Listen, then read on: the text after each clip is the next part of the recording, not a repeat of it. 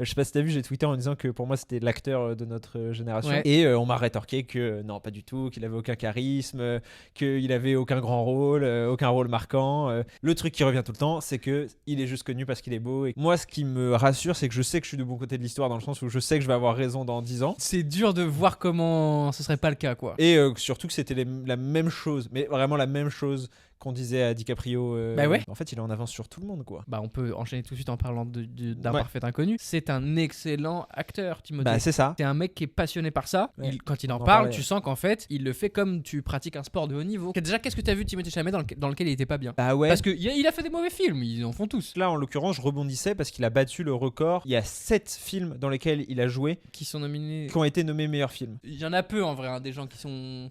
Oh. Bah, il y a des mecs, beaucoup. Et des mecs un peu vieux, genre Ouais, trentenaires, bien quarantenaires et tout. C'est là où pour moi il est aussi vraiment la marque de cette génération, c'est qu'il est cette espèce de mec androgyne. Ouais, nouvelle masculinité, Bah ouais. etc. Bah, oui. Et ça, il y en a qui sont pas prêts. Hein.